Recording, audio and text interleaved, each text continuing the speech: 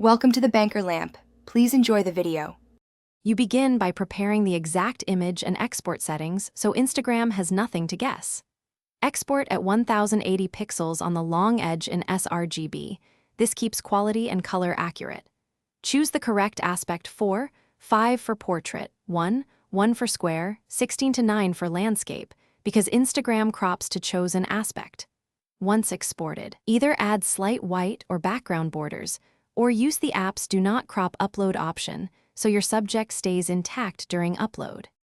Now focus on the upload process itself so you control framing. When you select the image, tap the crop icon and use the Fit or 2-finger pinch to show the full frame. This prevents auto-cropping. If the native tool won't work, use a third-party app to add even borders or set exact canvas sizes before import. Make sure to preview as Feed, Story, or Reel because each format enforces different crops. Adjust composition with the grid to keep key elements inside safe zones. Finish by uploading with quality and compression settings optimized so Instagram doesn't reprocess aggressively.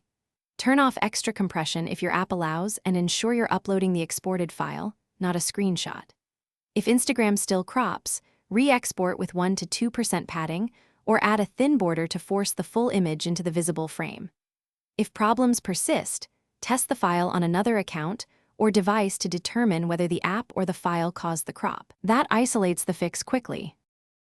Thanks for watching. If this was helpful, leave a like and consider subscribing. See you next time.